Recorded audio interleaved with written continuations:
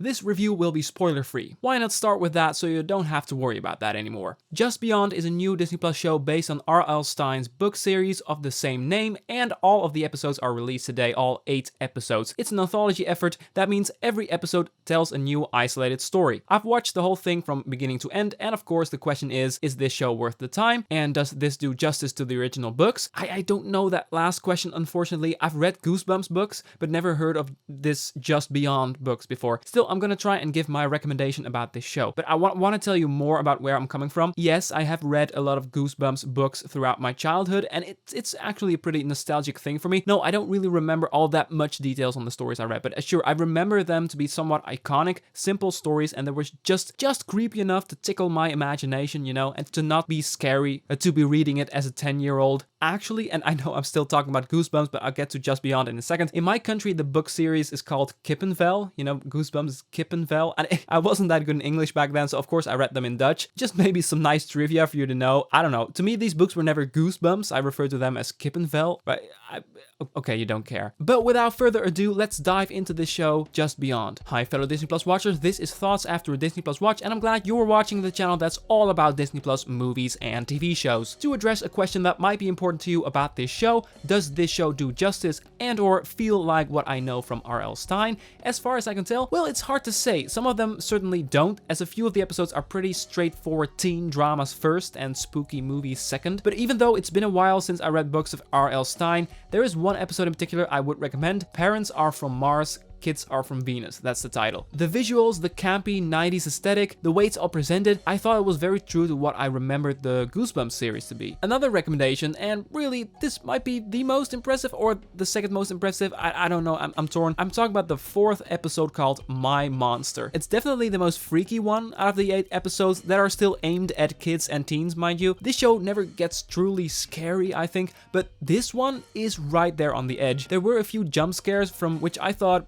I expected them, but if you're younger and aren't familiar yet with jump scares, you know, just be cautious. But the underlying story in My Monster episode 4 was actually pretty sophisticated and well told. It's really, and you know, it's gonna sound cliche, but it's simply a film about facing your fears, and the way it was told, it was just solid. Another one I'm really impressed by is a 5th episode called Unfiltered. It seems to be Black Mirror inspired and is about a girl using a magical filter on her phone to change her appearance. The way it ends is overly silly in contrast with what the rest of the film is, but still, the story is pretty ballsy for a Disney Plus episode in a series aimed at teens. It's one of the more creepy ones, but in a different way. It also shines a light on a harsh but undeniable truth, how social media affects self-image in a disastrous way, and I love Disney for addressing this issue. It's a Black Mirror episode for the younger audiences. Love it. Don't expect much from the very ending, that is where it gets really silly. The last one I would certainly say is worth your time is the 1st episode, Leave Them Kids Alone. It's a simple yet fun adventure story about a girl who is, at first maybe a bit unlikable, but grows into a hero and quite a nice character while she discovers all sorts of secrets around the school. It's a short film that's bottom line about the question, how much are you willing to give up to feel a little happiness? You know, and the way this question was woven into a story about a cultist and creepy school was enjoyable. So if you are planning to go see some of these but only have the time for like half of the episodes, I would say go for episode 1,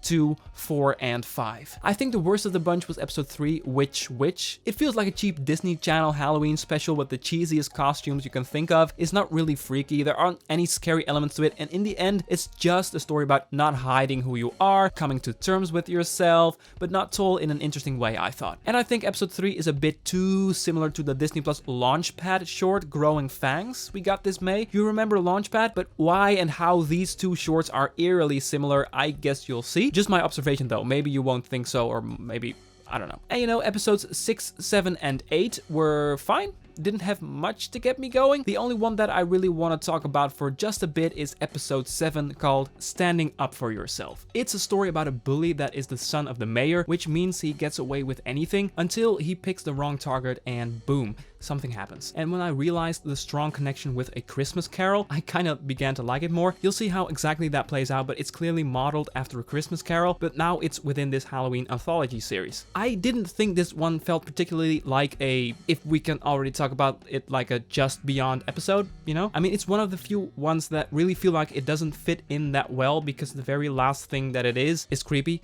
but I did enjoy the story and the world really popped because of its vibrant colors and settings. Oh, and how cool cool is it that Just Beyond actually went meta and added family watching Disney Plus in the living room within the Just Beyond intro? I like that. Makes it feel more like a format show than a show that is constrained by story requirements. Overall, yeah, the show is quite good. It's an anthology series, so some of them I really like and others I don't really care for. Exactly as I expected. Didn't blow me away, didn't mind it also. If they would make more of these, sure, I'd welcome that. If you haven't seen any of them, I would really recommend episode 5, Unfiltered, but if you don't like creepy social commentary Black Mirror stuff, then go for episode 4, My Monster, definitely. I'm thinking about wrapping this up. Thank you so much for watching. I'm curious if you've seen it already, what did you think of the show? Which ones are your favorite? Be sure to let me know in the comment section. Don't forget, if you enjoyed the idea of discussing Disney Plus content with us, that red button looks familiar, right? Did you like this video? Then be sure to consider giving that a click. Thanks for now, have a wonderful day, and see ya.